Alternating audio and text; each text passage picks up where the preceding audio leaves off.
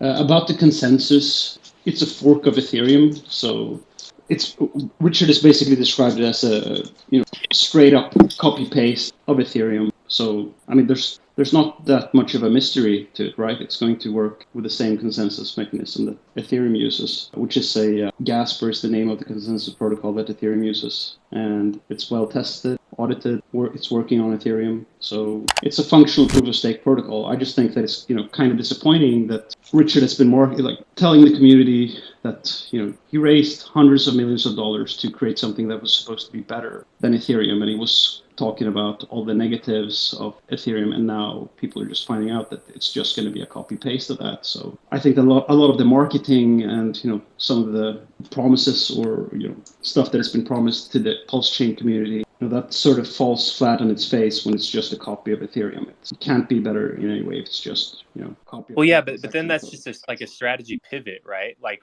remember, like when you first met Richard, that must have been right after he switched it from a token that was going to be mined by running GPUs to process computational fluid dynamics stuff, and then he was like, "That's too hard, not going to work," and he pivoted to Hex. Maybe in this case it's different because money changed hands beforehand, but it's like there's the narrative put out to kind of project the idea, but then actually when it comes down to execution, isn't that better that that a more refined strategy has been found now that there's a new reality? Like before ETH 2.0, that was the old reality, and that was what everything was kind of centered around, and then now there's a new reality, and since there's time to adjust to that reality, I don't view that as a negative. That's a positive. That's more important. That I view that as increased credibility on his part for not just doubling down on the old idea because that's what you had told people. And so that's kind of where I see it a little differently on like the impact of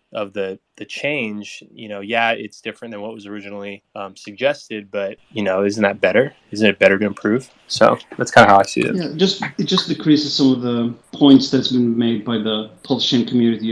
Everyone's been talking about that there's been a testnet, it's been running flawlessly X and X months. And what was that testnet? I mean, the testnet was what exactly? It's not something that's going to be used whatsoever. So what have people actually been testing? If we're going to copy and paste Ethereum, then you need to spin up a whole new testnet for that. Or you could just use some of the currently existing Ethereum testnets. I don't think the network mechanics overly changed because we had a Binance Frankenstein fork. So Richard Hart was essentially making and implementing several different changes to the prior fork to make it more solid and more secure. So now by forking ETH 2.0, essentially the consensus model hasn't changed. He's just forking something that's proven and well battle tested to be proper working proof of stake consensus model. And the notion doesn't change because the narrative changes. So PulseChain came about to 10,000 extra supply to have cheaper fees, to remove the congestion from Ethereum, to make transactions cheaper, to be able to give a community and people on Ethereum now a place to go to be able to utilize their applications that they're already built or are building in a better manner and that won't destroy them. So like Wonderland and many other things, they really did, or Decentraland, sorry, they really did suffer on Ethereum because they couldn't actually run. So we're giving them the opportunity to be able to utilize a blockchain. So for me, a notion doesn't outweigh marketing, and the consensus model doesn't have overly changes because we didn't really know the true consensus model. Like Pulsex, we don't actually truly know the fundamental foundations to which it's being built. First off, I just want to say to Eric, thanks a lot for being here. I want to applaud you for being able and willing to interact with people who may disagree with you. So my question is, one of the most important things when it comes to being a successful investor, speculator, whatever you want to call it, is being able to deal with risk and understand risk. So I want to ask you, a famous tax critic, if you had to summarize what your concerns are, what you think the major risk factors are with PulseChain and Pulsex, how would you do that? The main worry that I have, the project that the Hex community has been running so far is just an ERC20 token on Ethereum. And, I know that a lot of people think it's very impressive that you have perfect uptime or flawless operation, but it's just an ERC20 on Ethereum. And the functionality of the Hex system is not that complicated. But when you go into the domain of trying to operate a layer one system now, then you're in a completely different adversarial paradigm where every bug on the base layer of now, which would be Ethereum, that threatens your system, you need to be able to maintain the system, patch bugs, and what often happens in like Ethereum development is that developers will find a bug, but you can't really announce that you found a bug because then it's exploitable. So you sort of have to patch it secretly. And the way that the Ethereum developers do it currently is that they patch it secretly and then they communicate with the other leading EVM forks and they say, well, so this is a bug, we're patching it, you guys should also patch it. And then we announce, months down the road after it's been patched what we did and how we secured the system. But I think that because of the relationship that and the reputation that Richard has built for himself within the overall cryptocurrencies ecosystem, there's not going to be like top Ethereum developers reaching out to the Pulsechain developers and saying, hey, you guys should also be aware of this bug, because the Pulsechain community and the Hex community is widely understood to have scammy connotations. So I think that the Pulsechain developer community will be maybe the last ones to know about flaws that threaten the system. And I think that's a pretty precarious position to be in, to be running a fork of a system where you don't have a good relationship with the main developers is not security-wise an optimal situation to be in, unless you're able to attract like top quality talent from the developer space, so that you and your team on your own have the capability to find such bugs and patch such bugs. So I just think that's while you may have some lower fees on this fork initially because it has lower usage, you also are much more vulnerable and in less of a position to safeguard against such bugs. So that would be my sort of main worry about the Pulsechain system, is that you forked a code base of where you have none of the core developers that built that code base, and you don't have good developer relationships. So if you take, like, for example, Avalanche, for example, that also runs an EVM fork, they are on good terms with the other Ethereum developers, and they are communicating with them, and they will be informed by the Ethereum developers if there's a threat to their system. And with the current situation that the Pulsechain system is and the community around it, they don't have that same privilege, which means that they run a higher risk than other systems would. Does that answer your question? Yes, it does. But if I can maybe push back for a second here, this doesn't strike me as an issue that is insurmountable. I mean, unless you have some kind of understanding that other people aren't aware of, I don't see any reason why this relationship could not change, where there could be a relationship in which Ethereum devs and Pulsechain devs are speaking with each other. I mean, unless you're aware of something I'm not, this criticism seems to be able to apply to plenty of other layer ones that have the potential for long-term success eventually. And I don't understand why this is a problem that is insurmountable. Yeah, I wouldn't say necessarily that it's insurmountable. I'm just saying that it's a bad position to be in. And I think that, Richard is widely considered to be, most people in the Ethereum system do consider Hex to be a scam, and Pulsechain also. So repairing that bridge, I mean, it's not a great starting point. And if you're trying to make amends with the overall Ethereum community, you're going to be, you're at a large disadvantage from the start. And I don't know if you're going to be able to overcome those challenges in a timely fashion before something bad happens to your system. My big thing here is when it comes down to these consensus things and like ETH2 copy and paste and Pulsechain, these things are said. I think the reality is we just don't know, right? Like nobody actually knows what V3 brings to the table until V3 comes out. And we could be sitting in, yes, at 100% ETH copy paste. If you look at the code base for Pulsechain, there's a little bit of a developer perspective. V2 and V2B and V1, those all started life as a fork of BSC. And a lot of the work put into that, at least from the public repositories, seemed to be a lot of code ripped out of Ethereum and put back. A lot of it seemed like BSC more or less cutting corners under the assumption that they would control all the validators forever. So it doesn't necessarily need a lot of these purely decentralized things to be put in there. And And a lot of it is ripping code. A lot of the previous work on PulseChain was ripping code back out of ETH and then adopting it into this BSC system. So starting with an ETH2 fork instead of BSC fork, are there going to be changes to consensus for sure? But how that ultimately ends up, none of us have the slightest clue. And it seems like we're being intentionally not told what those would be. They may not even be fully known at this point, for all we know. Yeah, so that's also one thing that I would want to ask, like the overall PulseChain community. Did you guys feel like there was some sort of mischief or some type of betrayal when in the PulseChain sacrifice in like the last stages, Richard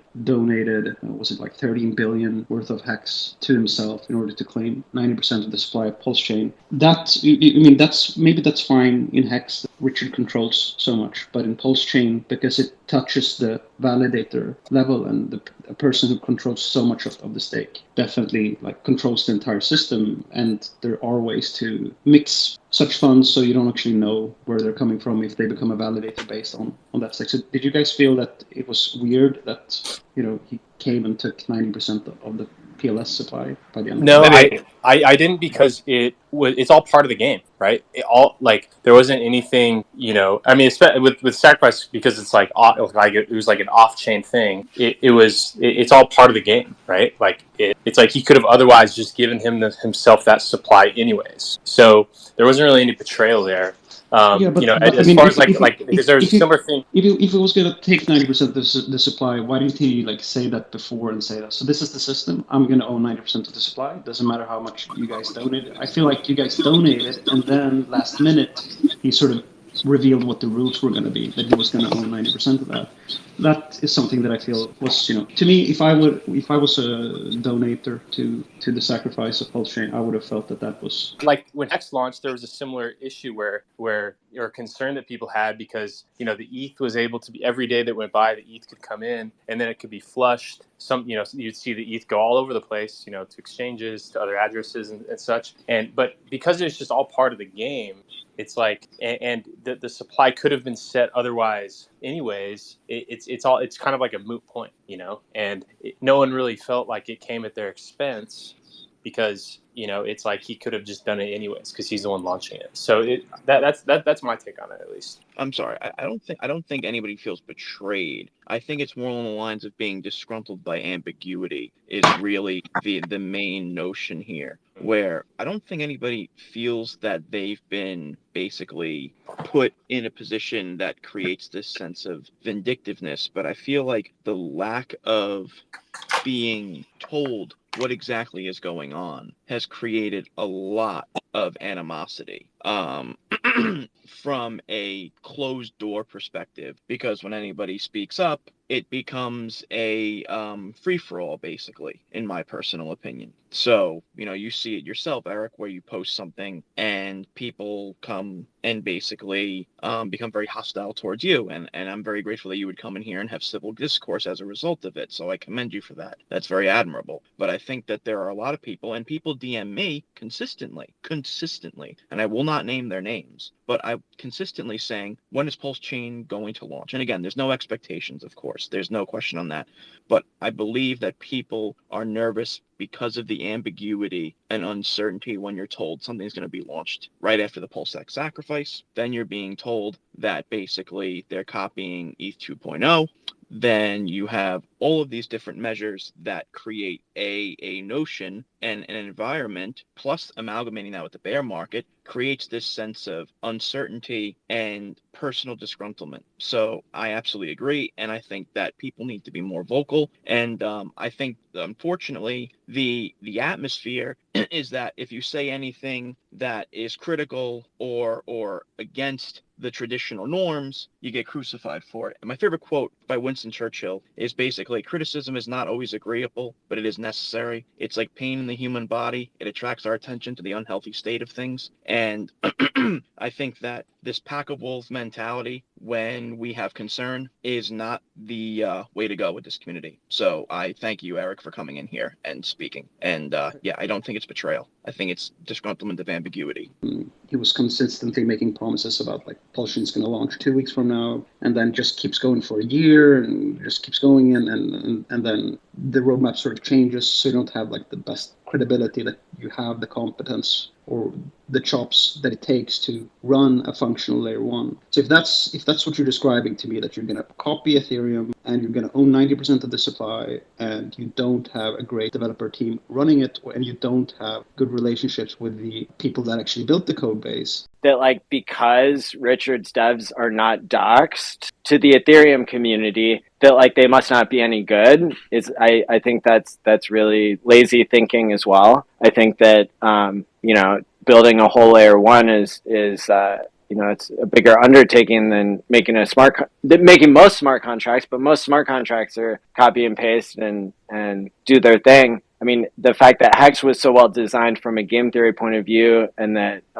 it had over 3,000 lines of code, right? And all that works really well so far. And so for Pulsechain, we've seen lots of layer ones launch in the last cycle, and many of them were top performers.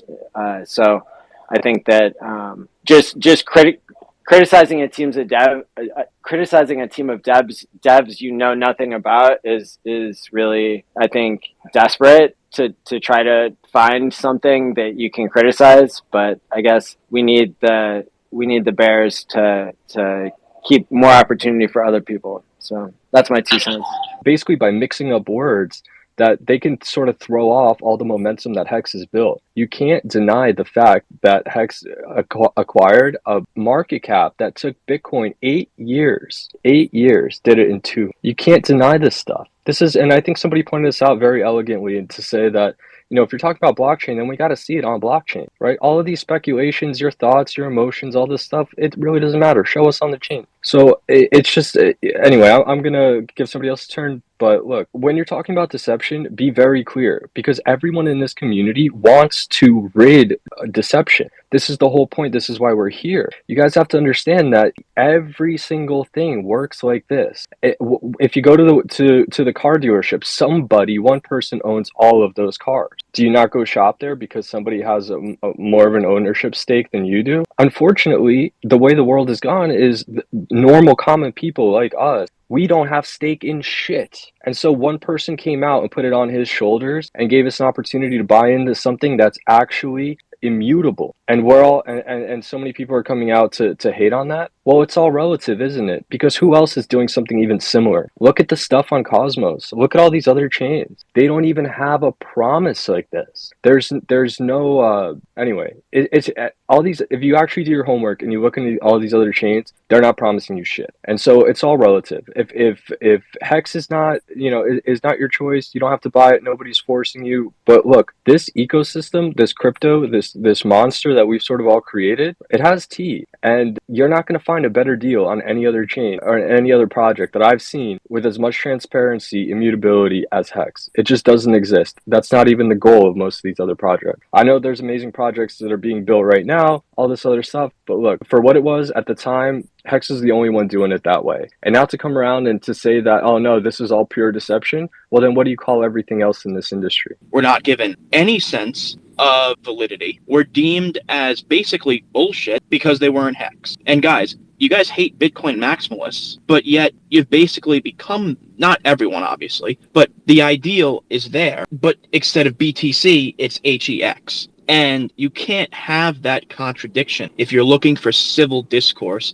And I understand in 2019, I really, really do. I understand in 2019 and 2020, there was massive people going against the Hex community. There were, and there still are, and there will be. But understand that being one size fits all is a dying order. And if you really only wanted Hex to be the calling card of this ecosystem, then you shouldn't have launched the layer one. God honest truth. We're in this together, and I've never been more bullish on our ecosystem, which means, yes, it means Hex, Pulse, PulseX, Internet Money Wallet, Hedron, Maxi, every protocol, Liquid Loans, I mean, every protocol in this ecosystem, just as like a participant and a member of the community, I've never been more bullish. And one other thought that I want to leave you guys with is that Eric Wall is one of our biggest foes out there, but look at what he gives us the opportunity to do when he does say something negative about us. Look how many people step up and actually respond to him in kind with intelligent, thoughtful responses, which kind of leads me to believe that Eric Wall is a Hex whale.